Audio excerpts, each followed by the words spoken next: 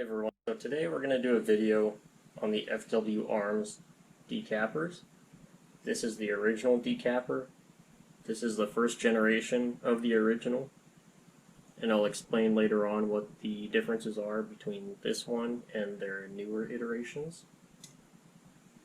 Over here we've got their primer Popper Decapper, and once we start to take this apart you'll see why it's called the primer Popper. So let's jump into it. Let's start with the original decapper over here. Both of these dies will come with a die lock ring. Place that over there. So with the new iterations, essentially everything that's gold colored on this die is now steel.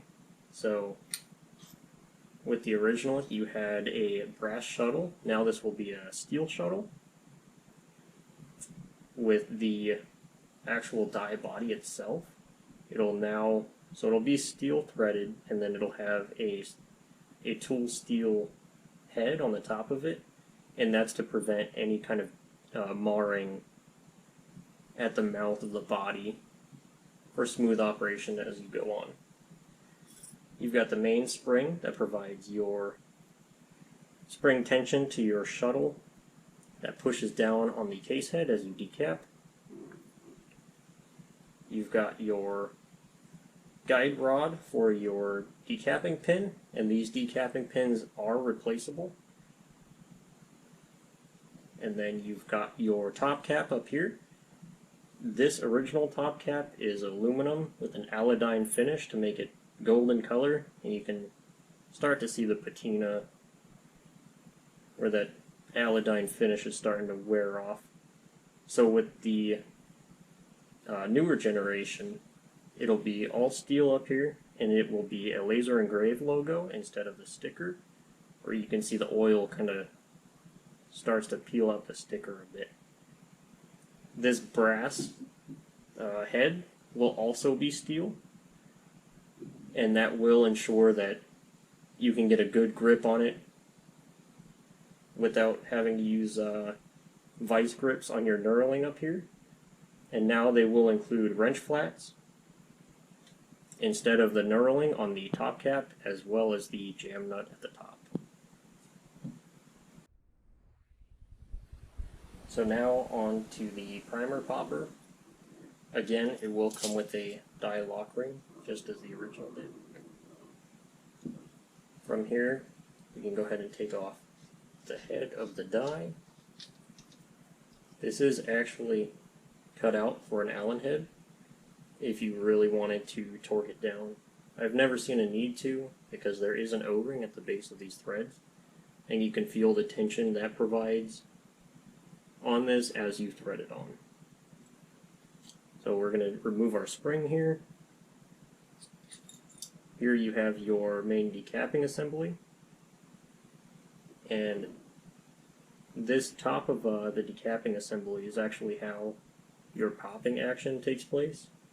So as your brass comes into your die and your pin contacts the inside of the primer, it'll push against that primer, and you'll see the spring up here will start to compress a little bit, and then as your primer releases from the pocket in the brass, you'll actually hear the audible pop from the spring returning back to neutral. So that's how that takes place. In your main die body, you've got your head up here, which is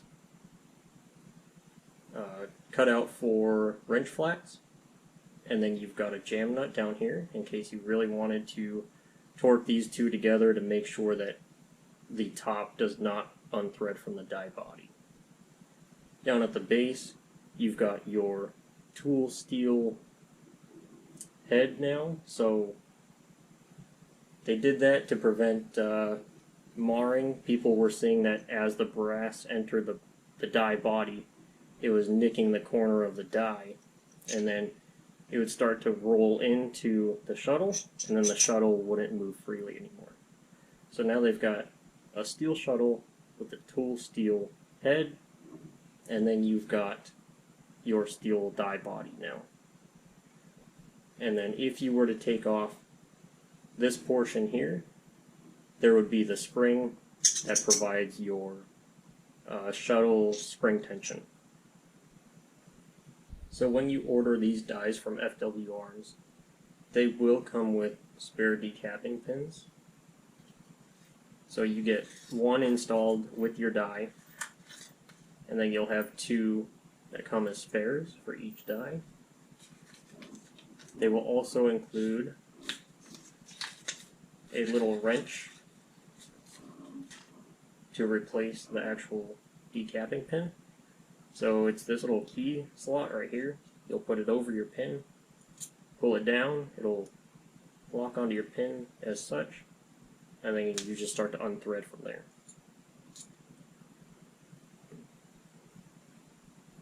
They also include a little vial of purple Loctite. You really don't need a whole lot to hold these decapping pins in place. Same goes for the original die. Come with two decapping pins, little vial of purple Loctite, and your little wrench.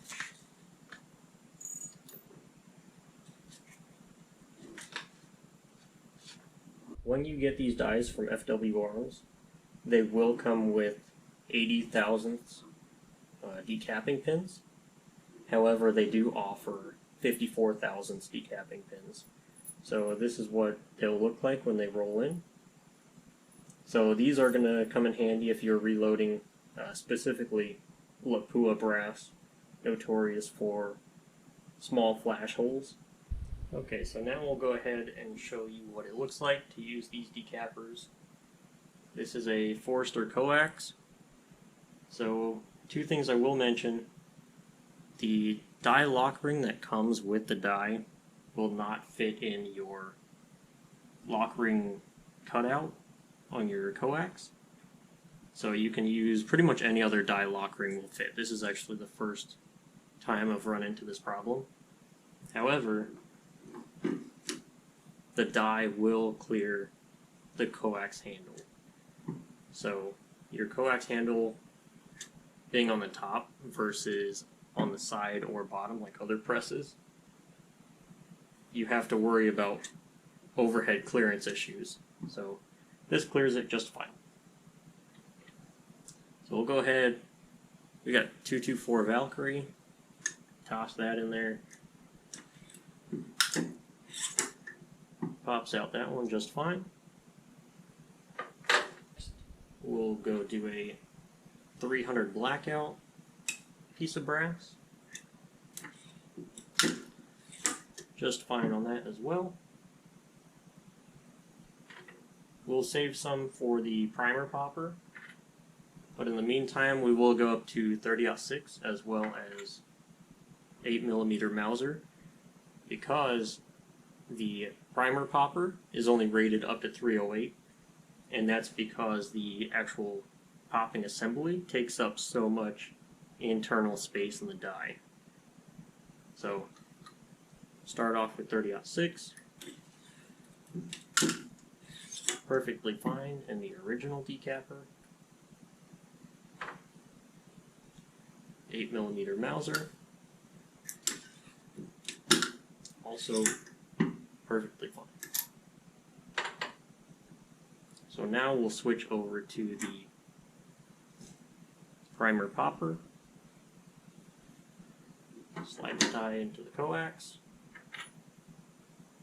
Start off with 762 by 39. And you can hear that spring-loaded pop when the primer comes out. Now we've got 6.5 Creedmoor. So right here, there it goes.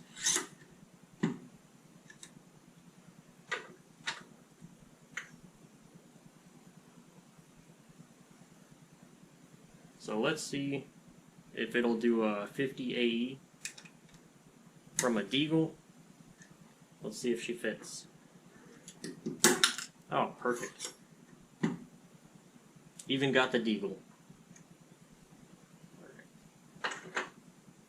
Let's briefly mention why you would even want a universal decapper. So for me personally, I always decap my brass before I send it through the tumbler. That way the stainless steel pins can actually get into the primer pocket and clean it out before the brass ever touches any of your dies that you want to keep nice and clean, or the presses that you want to keep nice and clean. So that's what sparked my interest in the original decapper. So I went ahead and ordered this, and then shortly after I ordered that one, the primer popper came out. So I bought one for each press that I've got. So the original lives on my Forster coax, where I can decap everything from 223 up to 30-06 with no problems whatsoever. And then the primer popper, I set up a dedicated tool head on the Dillon. That way I can leave it on station number 1, and it'll decap whatever conversion kit is in the press that day. So if you're interested in either of these dies, go ahead and check out FW Arms. Hopefully you learned something from this video. Thanks for watching.